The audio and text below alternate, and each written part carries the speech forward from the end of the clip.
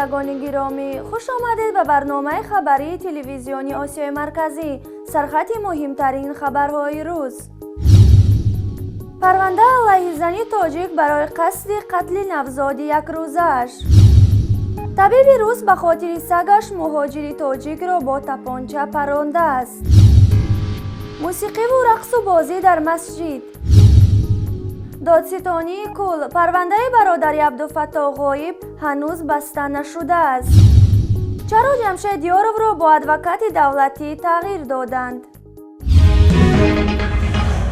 کمیته تفتیشاتی روسیه از افتتاح پرونده جنایی علیه زن 38 ساله تاجیک خبر داد که صبح 7 فوریه در شهر مسکو کودک نوزادش را به پرتابگاه پرتافته است. طبق اطلاع نهاد فعلا مادر متهم در بازداشت بوده. تفتیش پرونده علیه او برای سوء قصد به جان کودک نوزادش ادامه دارد. به اطلاع رسانه‌های روسی، نوزاد سلافانپچ را یک فراشی مهاجر صبح 7 فوریه در خیابان حوزه‌های بوریسوی شهر مسکو در نزد پرتابگاه پیدا کرده با دعوت خدمات ضروری جان او را نجات داده است. من برای جمع کردن پرتاب‌ها به اینجا آمدم. از داخل قوطی پرتاب به گوشم صدای کودک رسید. آمده قوطی پرتاب را دیدم. از بین پرتاب‌ها یک طفل را یافتم. به سلفان پیچانیده شده بود. یک کم آغشته خون بود. شریکانم را صدا کردم. آنها آمدند. ما با هم کودک را از افلاسی‌ها تازه کرده به یک لطه پیچانیدیم و هم از بالای آن با لباس گرم خودم من او را پیچانیدم تا از خنک هلاک نشود. بعد این یکی از دوستانم به یاری تعجیلی طبی زنگ زد. من خیره شدم که جان یک طفل را نجات دادم. به اطلاع منبع، مادر کودک زنی مهاجری تاجیک می باشد که همراه یک مرد تاجیک در کوچه مذکور همزیستی می کرده است. کمیته تفتیشاتی می گوید فعلا بازپرسی برای آشکار کردن جزئیات این قضیه ادامه دارد. این حادثه که امروز از طریق رسانه‌های روسی انتشار شد که در آن گویا که یک زن تاجیک کودک نوتولد خود را پرتافته است و پرتابگاه، متاسفانه تا به حال معلوم اسم اون کس معین نشده است و از کجا است و اصلا این برای ما هم اونقدر در کار هم نیست. اصل اون است که زن مسلمان نوابسته از آن که تاجیک است یا که کرغیز یا که ازبک یا قزاق، این برای ملت مسلمان یک عیب است و گفتنی هستم که همه این کارهایی که چنین رخ میدهند از طرف زنهای مهاجر، پیش از همه ما مردم گناهکار هستیم که چی در وطن چی در بیرون از آن با آنها به احترامی میکنیم و قسم زیاد شهروندان از آنها استفاده برده آنها رو فریب میدهند و آنها به خاطری که شرمنده نشوند در نزد مردم خویش تبار به چنین کارها دست میزنند.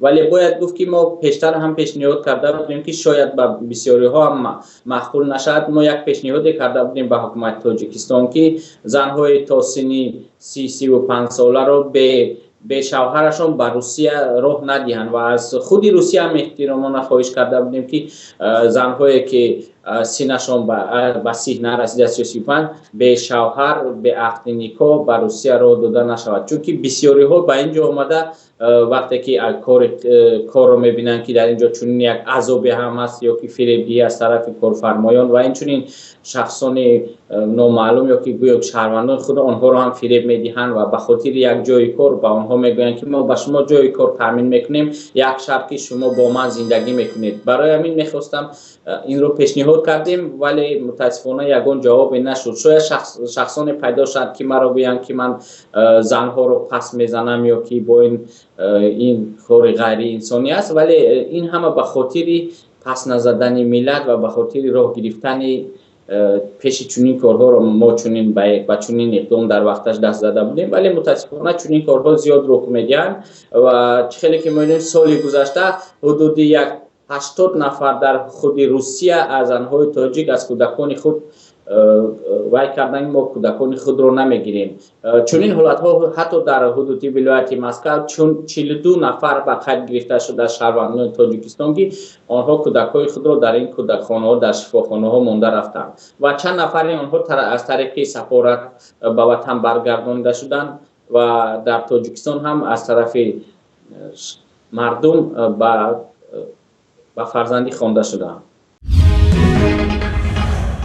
یک طبیب روس روز با استفاده از تپانچه پنیوماتیکی مهاجری 36 ساله تاجیک را مجروح کرده است. سعیدا عزیزов ساکن شهر پنجکنتی ولایت صلح گفته است از 5 تیری به سویش پرانده سرگئی کالسنیک تنها یک تاش به شکم او رسیده است. به قول عزیزov 2 فوریه برای از برف تازه کردن راهی نزد بینای شرکت زرنیتسا واقع در شهرک نخبینای ناحیه کراسنogorsk ولایت مسکو که همراه برادرانش آنجا کار میکند بیرون شدند. کالسنیک همراه سگش که بدون دهانبند بوده است سیر میکرده است. سگ و مهاجری تاجیک حمله میکند و سعیدا پاره آهنی را که در دستش بود سوی وی میپرتاید. به قول این مهاجری تاجیک پاره آهن به سگ نرسید اما صاحب حیوان تپانچه را گرفته جانبش تیر خالی کرد. سعیدا به جانب بینا میدود. تیر اول به شکم او رسیده تیرهای دیگر به دروازه بینا برمیخورند.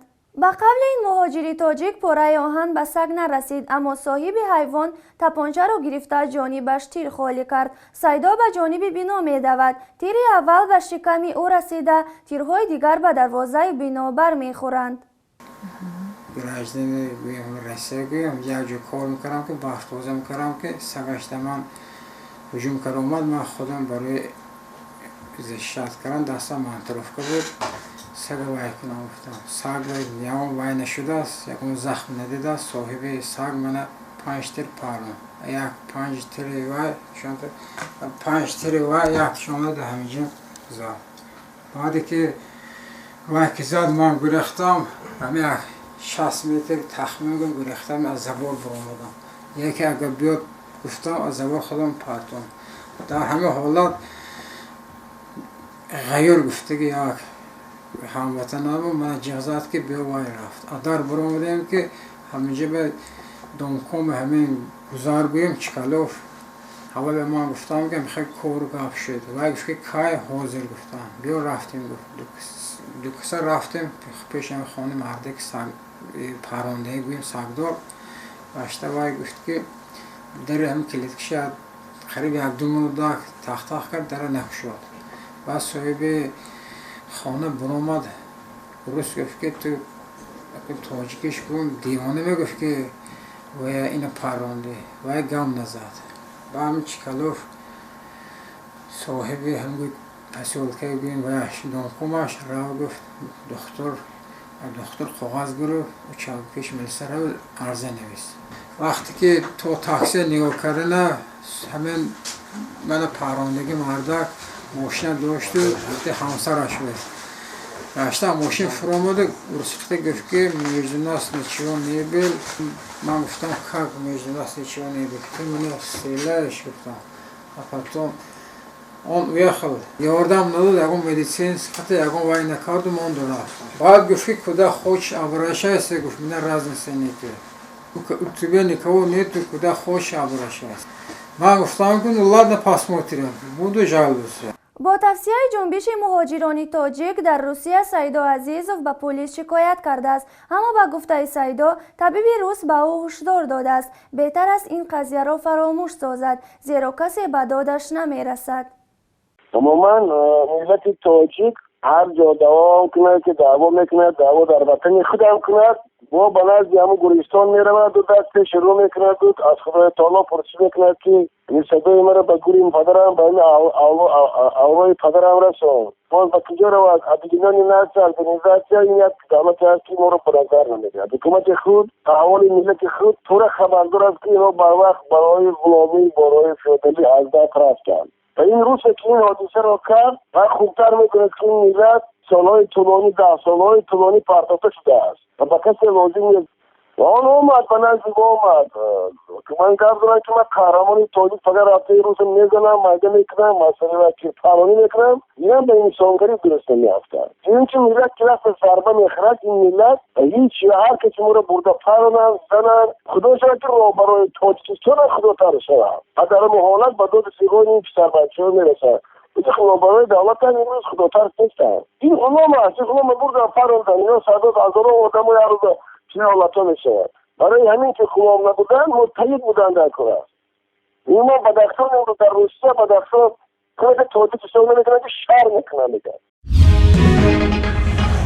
نوار رقص و بازی در یکی از مساجدی که به مکان فراغتی و تویخانه تبدیل یافته است در شبکه‌های اجتماعی منتشر شده است. در این نوار برعلا دیده می شود که یک گروه از مردان و جوانان در برابر آواز بلند یک سراینده محلی همراه موسیقی رقص می کنند و تماشابینان از جمله مردان و زنان برای رقاصان کفکوبی می کنند. در نوار مذکور به صراحت دیده می شود که این رقص و بازی و آواز موسیقی در داخل یکی از مساجد کشور صورت گرفته است. یک کارشناس که نخواست نامش افشا شود گفت از فرش و قالین‌ها و ستون‌های بلندی که در این نوار دیده می شود امکان ندارد که این مکان مسجد نباشد. او افزود شاید در پی واکنش‌های شدید در داخل و خارج از کشور پس از بازتاب این نوار در رسانه‌های بین‌المللی مقامات آیند و گویند که این مکان مسجد نیست، ولی هیچ کس این ادعای آنها را قبول نخواهد کرد.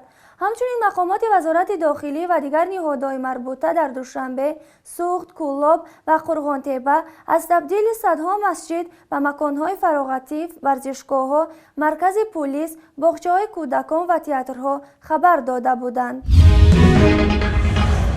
بینندگان گرامی، اکنون برایتان خبرهای کوتاه‌ترین و مهم جهان را پیشکش می‌نماییم. طبق پایگاه خبری خاور امروز ضمن مجلس حکومت جمهوری تاجیکستان از جانب پرزیدنت جمهوری تاجیکستان امامعلی رحمان بر رهبریت نو جیسیکی تاجیک ایر سپارش داده شده است که با طریق لیزینگ بین المللی هرچند زودتر هواپیماهای نو برای استفاده بری و خریداری دسترس نمایند. طبق منبع از جیسیکی تاجیک ایر اطلاع دادند سخن درباره دو هواپیمای بوینگ 767-200 می رود که طی نیم ساله یکم سال روان باید آورده شوند.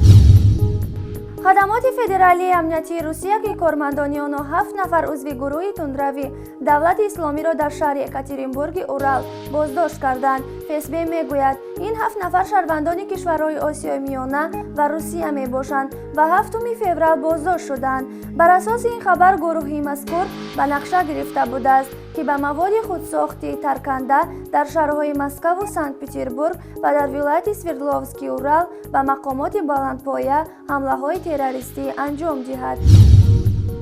نیروی مرزبانی قرقیزستان از بازداشت 3 شهروند تاجیکستان به اتهام عبور غیرقانونی از مرز مشترک دو کشور خبر داد. به اطلاع سایت شبکه خبری قرقیزستان، گروه گشتی نیروی مرزبانی این کشور اخیراً در نزدیکی پاسگاه مرزی قولوندو در ناحیه لیلی که 3 عضو یک خانواده تاجیکستانی شامل یک مرد و 2 پسرش را به اتهام عبور غیرقانونی از مرز دستگیر کرده است. نیروی مرزبانی قرقیزستان اعلام کرده است که این 3 شهروند تاجیکستان بدون اجازتنامه در فاصله 800 متری داخل مرز این کشور به طور خودسرانه اقدام به قطع درختان کردند. بازداشت شدگان پس از طی مرحله بازجویی و پرداخت جریمه به مقامات انتظامی تاجیکستان تحویل داده شدند. مقامات دادستانی کل تاجیکستان در نشست خبری گفتند که پرونده نجمیدین سعیدov برادر سردار خدمات گمرک و سابق رئیس آژانسی مبارزه با فساد عبدالفتاح غایب هنوز بسته نشده است و هنوز تفتیشات ادامه دارد. نجمیدین سعیدov هنگام گرفتن پاره در حجم با فرضیه‌های گوناگون از 400 تا 600 هزار دلار دستگیر شده بود، اما با پرداخت 200 هزار سامانی به آزادی برآمده به وظیفه پیشترش که رئیسی تاجیک صادرات بانک را در ناحیه دنغره به دوش داشت برگشته بود. این مبلغ را او از یک شهروند برای تعیین او به وظیفه سردار خدمات گمرکی یک ولایت طلب کرده است. برادر عبدالفتاح غایب نه تنها با پرداخت جریمه آزاد شد، بلکه نسبت خود سردار خدمات گمرک هیچ چاره دیده نشد، در حالی که برادرش پاره را برای وظیفه در نهاد زیرتابع او گرفته بود. نسبت سعیدov هم پرونده باز شده است. طبق گزارش یک منبع معتمد از تاجیکستان، مقامات تاجیک در جای جمشیدیاروف ادوکات محمد علی حید یک ادوکات دولتی تعیین کردند.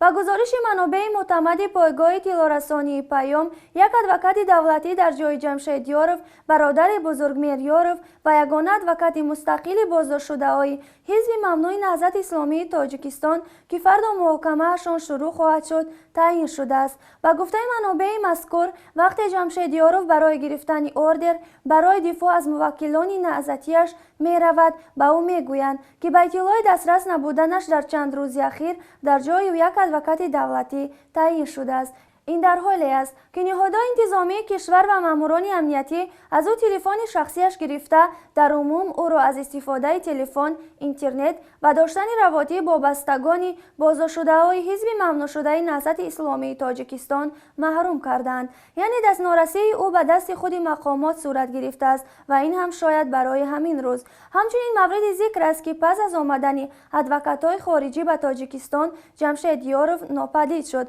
و تا کنون از همه گونه روابط تلفنی، اینترنتی و فیزیکی محروم بود. با گفته بستگان و نزدیکان بازداشت‌شده‌های حزب ممنوع شده نهضت اسلامی تاجیکستان، آنها قاطعانه طلب دارند که جمشید یاروف یگانه ادوکات مستقل بازداشت‌شده‌های سیاسی همچون ادوکات در روند محاکمه آنها شرکت کند.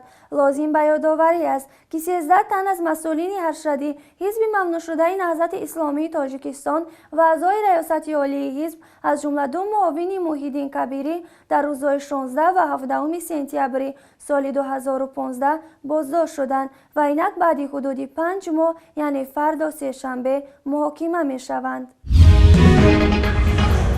بینندگان گرامی، این بود چند خبرهای مهم روز که برایتان پیشکش نمودیم. سعادتمند و پیروز باشید. خدا حافظ.